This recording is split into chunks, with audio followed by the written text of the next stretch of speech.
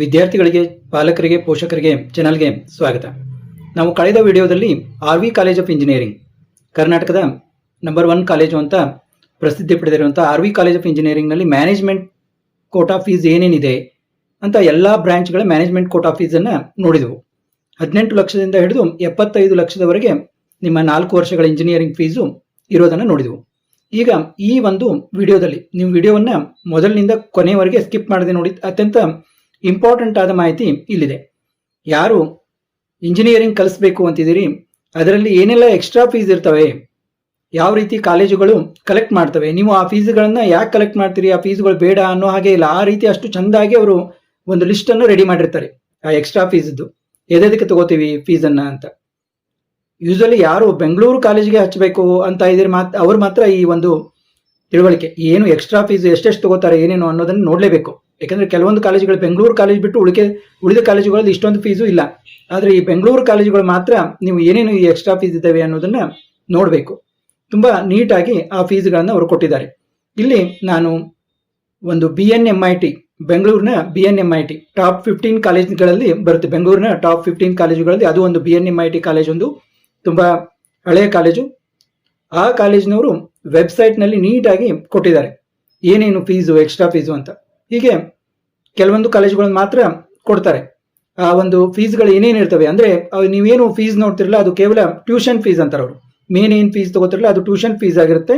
ಉಳಿದ ಇವೆಲ್ಲ ಫೀಸ್ಗಳು ಕೂಡ ಇರ್ತವೆ ಅಂತ. ಆ ಫೀಸ್ಗಳು ಕೂಡ ತುಂಬ ಇಂಪಾರ್ಟೆಂಟ್ ಆಗಿರ್ತವೆ. ಯಾಕಂದರೆ ಅವನು ನೀವು ಬಿಡ್ಲಿಕ್ಕೆ ಬರೋದಿಲ್ಲ, ಕಂಪಲ್ಸರಿಯಾಗಿ ಆ ಫೀಸನ್ನು ತುಂಬಲೇಬೇಕಾಗುತ್ತೆ.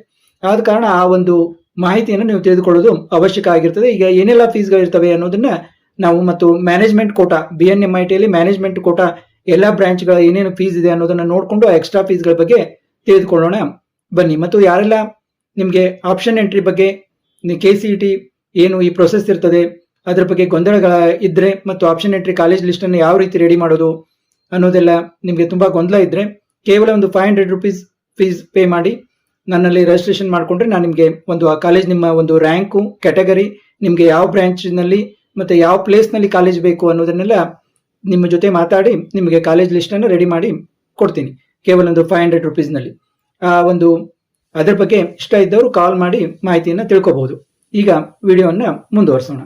ನೋಡಿ, ಈಗಾಗಲೇ ನಾನು ಹೇಳಿದಾಗ BNM ಇನ್ಸ್ಟಿಟ್ಯೂಟ್ ಆಫ್ ಟೆಕ್ನಾಲಜಿ ಈ ಒಂದು ಕಾಲೇಜಿನ ಒಂದು ವೆಬ್ಸೈಟಲ್ಲಿ ನಮಗೆ ಅಧಿಕೃತವಾಗಿ ಮಾಹಿತಿ ಸಿಗುತ್ತೆ. ಫೀ ಡೀಟೇಲ್ಸ್ ಅಂತ ಕೊಟ್ಟಿದ್ದಾರೆ ನೋಡಿ. Admission under management quota for first year BE programme for the academic year 2026-27. UGC, VTU and state government have approved autonomous status, AICTE approval ಅಂತೆಲ್ಲ ಕೊಟ್ಟಿದ್ದಾರೆ ಅವರು ಇದ್ರ ಬಗ್ಗೆ. ಮತ್ತು ಅವರು 10th, 11th, 12th standard if already completed along with mobile number two the email ಅವೆಲ್ಲ scan copies ಹಚ್ಚಬೇಕು ಅಂತೆಲ್ಲ ಕೊಟ್ಟಿದ್ದಾರೆ, ಏನೇನು ರಿಕ್ವೈರ್ಮೆಂಟ್ ಅಂತ. ಈಗ ನೋಡಿ, yearly tuition fees rupees in lakhs. Computer science and engineering ನೋಡಿ, ಎಲ್ಲರೂ ಬೇಡುವಂಥ ಕಂಪ್ಯೂಟರ್ ಸೈನ್ಸ್ಗೆ ಎಷ್ಟಿದೆ ಇಯರ್ಲಿ ಫೀಸು 7.5. ಮತ್ತು ಫೀಸ್ ಎಷ್ಟ್ರಿ ಅಂತ ಕೇಳಬೇಡಿ, ಇದು ಇಯರ್ಲಿ ಫೀಸು 7.5 ಲ್ಯಾಕ್ ಮ್ಯಾನೇಜ್ಮೆಂಟ್ ಕೋಟಾಗೆ. Next artificial intelligence and machine learning AIMLಗೆ ಏನು ಮಾಡಿದ್ದಾರೆ, ಒಂದು 50,000 ಕಡಿಮೆ ಮಾಡಿದ್ದಾರೆ, 7 ಲ್ಯಾಕ್ ಇದೆ. AIMLಗೆ 7 ಲ್ಯಾಕ್ ಇದೆ.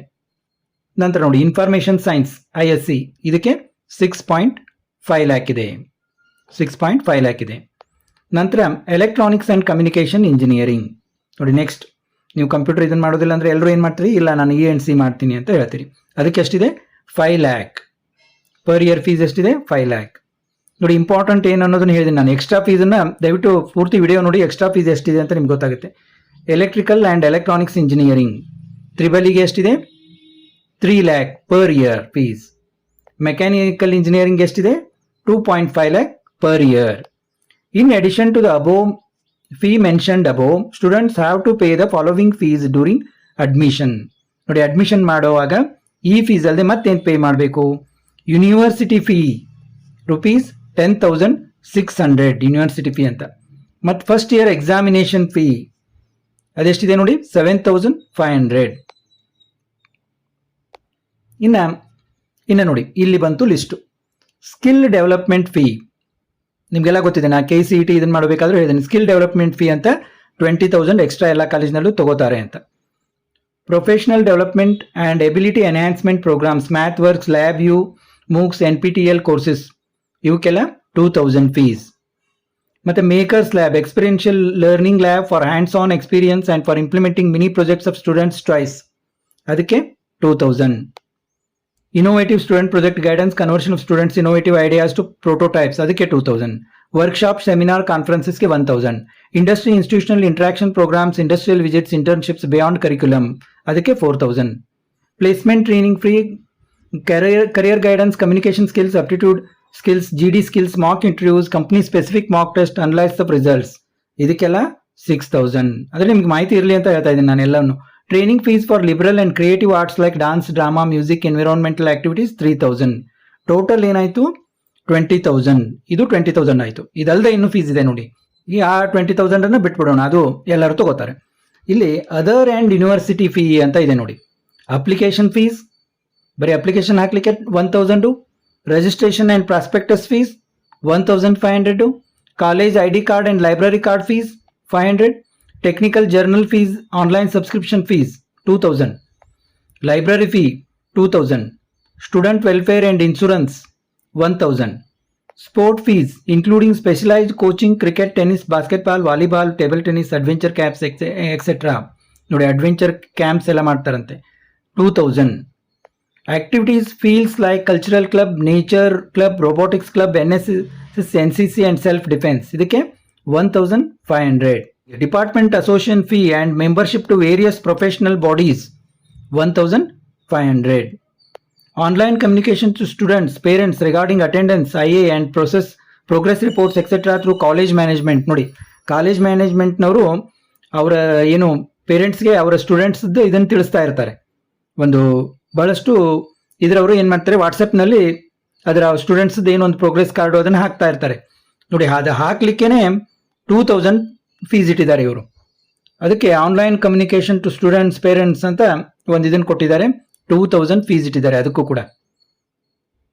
AICT activity points, rural camps, environmental activities ಅಂತ ಅದಕ್ಕೆ 1500 ಫೀಸ್ ಇಟ್ಟಿದ್ದಾರೆ.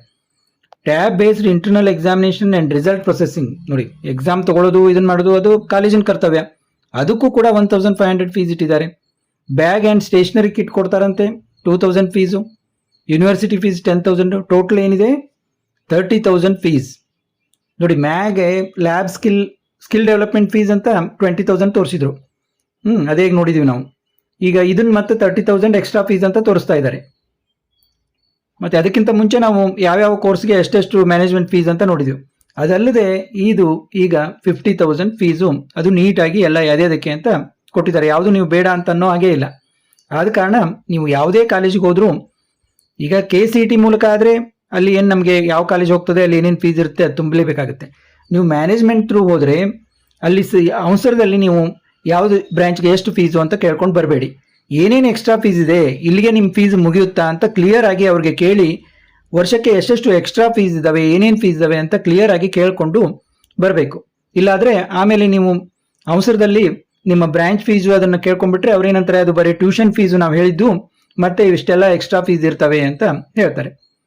ಮತ್ತೆ ಮುಂದಿನ ಒಂದು ವಿಡಿಯೋದಲ್ಲಿ ಬೇರೆ ಬೇರೆ ವಿಷಯಗಳೊಂದಿಗೆ, ಮುಖ್ಯವಾಗಿ ಈಗ ಸದ್ಯಕ್ಕೆ ನಾನು ಮ್ಯಾನೇಜ್ಮೆಂಟ್ ಕೋಟಾ ಫೀಸು, ಯಾವ್ಯಾವ ಕಾಲೇಜಿನಲ್ಲಿ ಮ್ಯಾನೇಜ್ಮೆಂಟ್ ಕೋಟಾ ಫೀಸು ಎಷ್ಟೆಷ್ಟಿದೆ ಏನೇನು ಅನ್ನೋದನ್ನು ತಿಳಿಸ್ತೀನಿ.